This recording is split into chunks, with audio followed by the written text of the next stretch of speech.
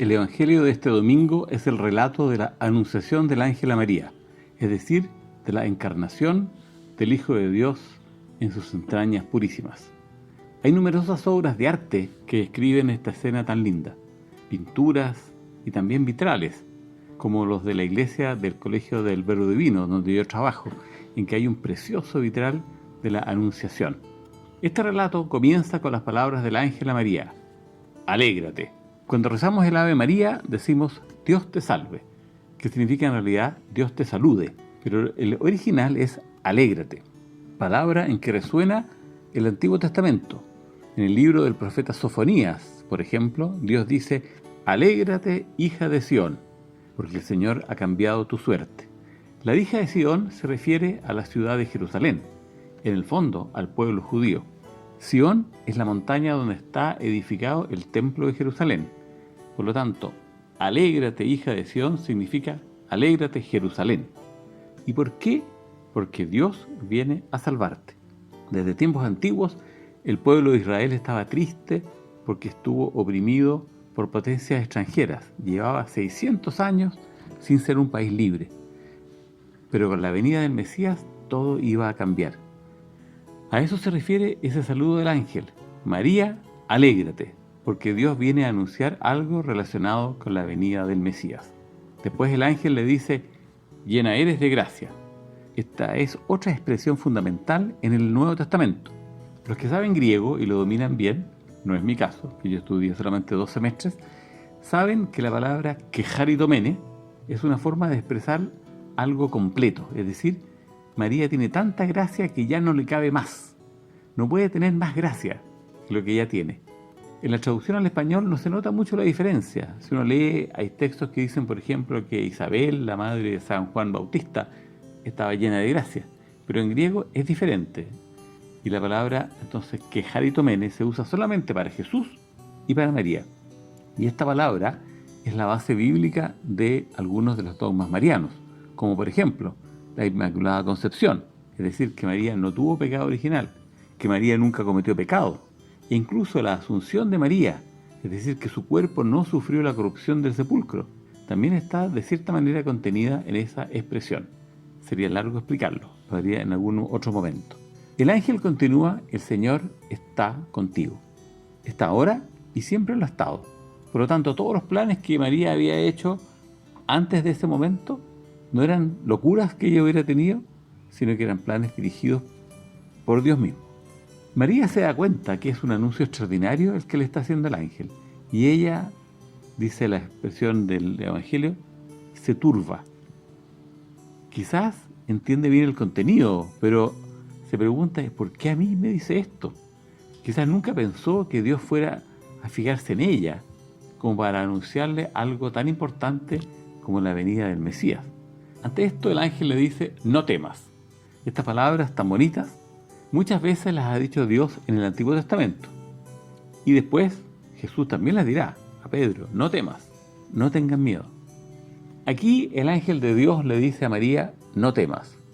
¿Por qué? Porque has hallado gracia delante de Dios.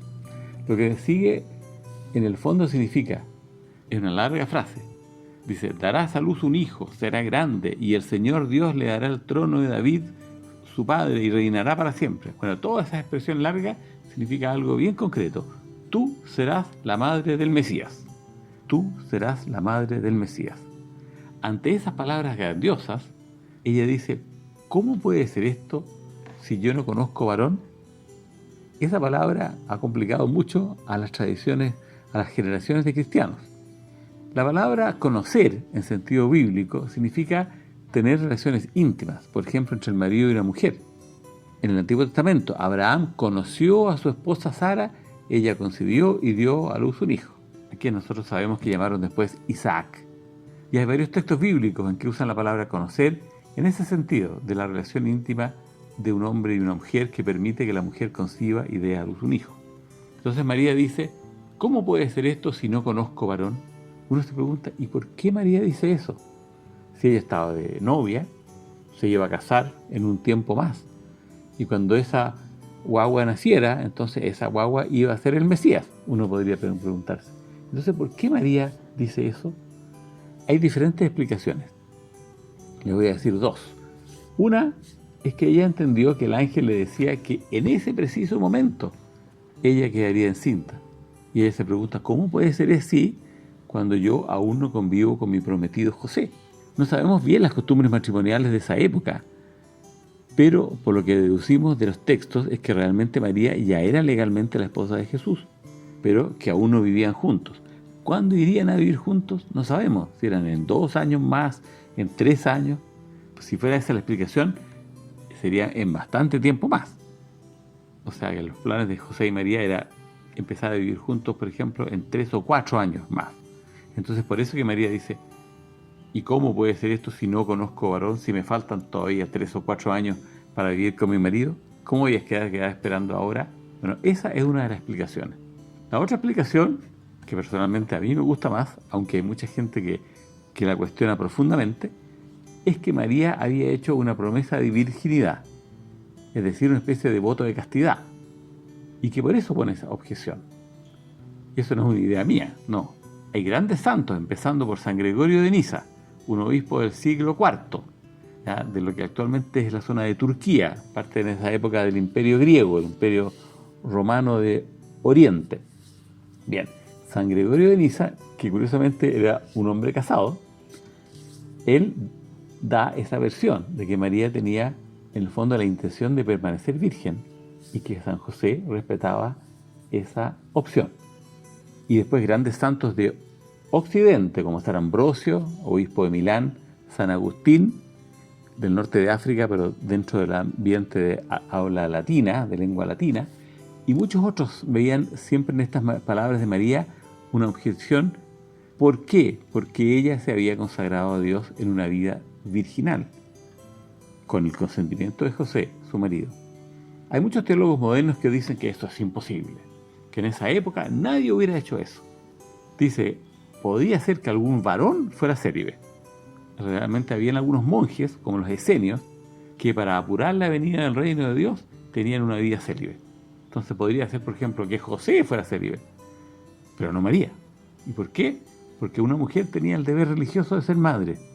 E incluso en tiempos de Jesús hasta era un deber patriótico, porque toda mujer quería ser madre de un hijo varón que fuera el Mesías, o el abuelo o el padre del Mesías. Bueno, San Juan Pablo II, hace solamente 24 años, en agosto de 1996, con toda su autoridad de papa, y ahora sabemos que es santo, él le da mucho crédito a esta antigua tradición.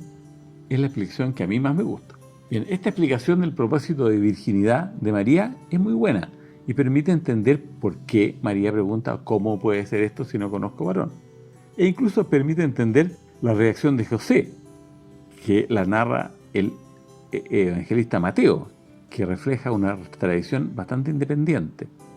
Bien, ante esa pregunta de María, el ángel le explica que el Espíritu Santo descenderá sobre ella y que el poder del Altísimo la cubrirá con su sombra. Y por lo tanto, el hijo que ella tendrá no será el hijo de José, sino que será nada menos que el hijo de Dios. Ahí, si uno dice, si María tenía esta idea de ser virgen y al mismo tiempo toda mujer judía quería ser la madre o la abuela del Mesías, ahí al final dice, el Señor está contigo. Entonces esta idea que yo tenía, que parecía una idea loca, de mantenerme virgen, que se oponía a esta idea, a este plan que tenían todas las mujeres de ser la madre del Mesías, a tener ese honor. Bueno, aquí todo calzó. Entonces María acepta los planes de Dios y dice esa frase que repetimos siempre cuando rezamos el Ángelus: he aquí la esclava del Señor, hágase en mí según tu palabra. Son maneras de decir, sí, acepto el plan de Dios.